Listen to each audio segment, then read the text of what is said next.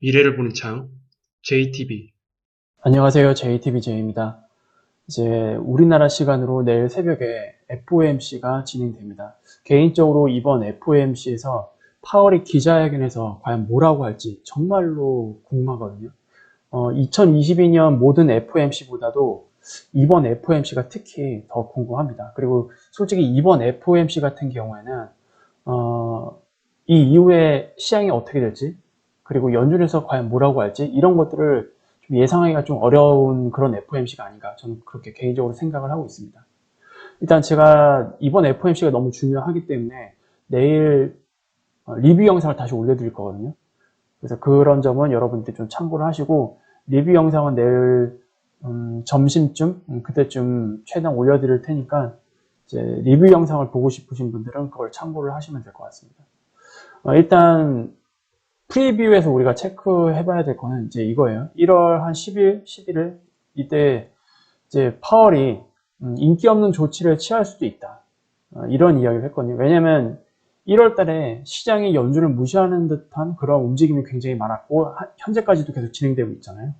그래서 이때 나온 이야기가 이제 인기 없는 조치라고 얘기를 했고, 그리고 이때 신문 기사를 보신 분은 아시겠지만 이 인기 없는 조치는 이제 금리 인상과 같은 내용이거든요.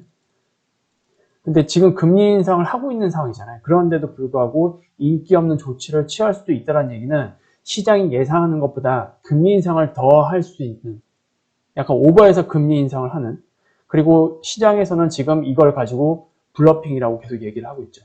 거짓말이다. 연준은 그렇게 못할 거다. 이렇게 얘기를 하고 있는데 이게 과연 이번에 나올지 말지 개인적으로 굉장히 궁금합니다. 어쨌든 지금 시장은 25bp 인상이 거의 기정사실화되어 있어요.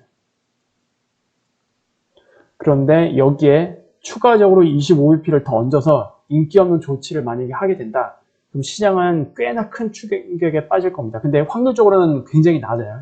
그리고 이런 것들은 파월이 혼자 단독으로 진행할 수 없는 내용입니다. 왜냐하면 이제 금리 결정은 투표권을 행사를 해서 진행을 하는 거기 때문에 파월 혼자의 힘으로는 안 되죠.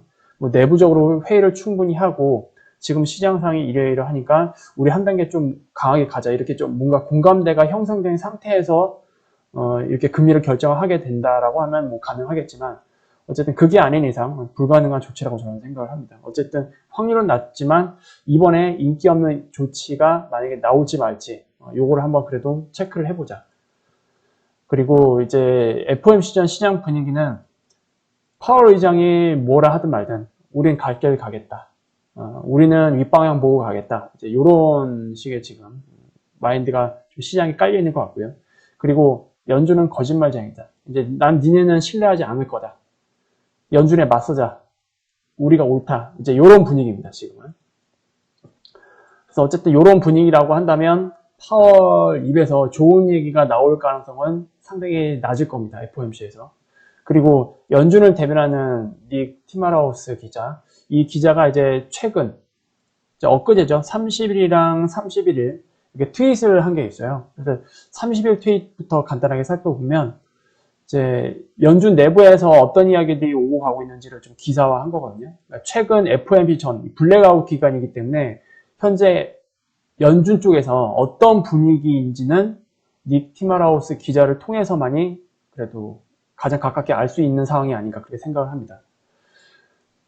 일단 뭐 공급망 문제 이런 것들이 이제 다 완화가 됐기 때문에 뭐 크게 뭐 여기서 인플레이션이 튀거나 이런 건 아니다. 어쨌든 지금 인플레이션은 이런 것들 때문에 완화되어 가고 있고 잘 가고 있다. 그런데 연준 관리인들은 지금 노동시장이 너무 타이트하기 때문에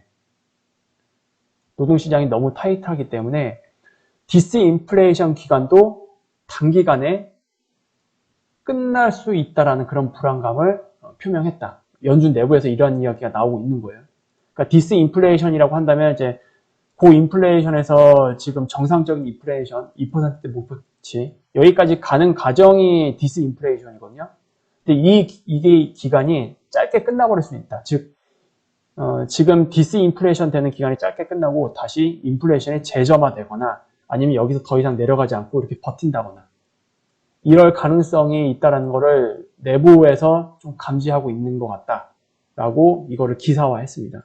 즉 연준 내부에서는 시장과 달리 지금의 이 인플레 완화 기간이 생각보다 빨리 끝나버리고 다시 인플레가 튀거나 더 이상 내려가지 않는 것을 걱정하고 있는 상황이다. 이거를 우리가 좀 느낄 수가 있고요. 그 다음에 이제 31일 날 어제 올린 겁니다. 어제 올린 거에서는 뭐라고 했느냐. 그리고 이제 저번 달에 연준에서 인플레이션이 조금 더 길게 가져갈 것 같다라는 식으로 경제 전망을 수정을 했었거든요. 근데 그거를 가지고 이제 전 연준 소속의 이코노미스트인 트레치가 그거는 굉장히 중요한 조치였다. 그래서 지금 요 상황은 어떤 걸 얘기하냐면 지금 연준 쪽에서는 어쨌든 인플레이션이 좀 더 장기화될 걸로 경제 전망을 수정했기 때문에 인플레이션과 계속 싸워야 된다는 것을 좀 얘기를 하는 거예요. 그래서 연준 스태프들이 FOMC 위원회에 지금 우리는 포기할 수 없다. 당신들은 포기할 수 없다. 인플레이션과 싸우는 거에 대해서 포기할 수 없다라고 이야기를 한 거를 이제 전한 겁니다. 즉 지금 연준 내부에서는 계속 이 인플레이션과 싸우는 거에 대해서 굉장히 신경을 많이 쓰고 있다. 이런 분위기다라는 거를 전달을 해주기 위해서 이런 트윗을 한 것 같습니다. 어쨌든 이것과 이거는 궤가 같이 한다. 특히 노동시장 때문에 서비스 물가 쪽, 이쪽에 지금 굉장히 스티키하게 인플레이션이 움직이고 있잖아요. 그래서 이런 것들 때문에 지금 시장과는 온도차가 상당히 있다는 거를 우회적으로 이렇게 좀 FOMC 전에 트윗을 통해서 표현을 해준 것 같습니다. 그래서 일단 내일 FOMC 체크 포인트는 이거예요.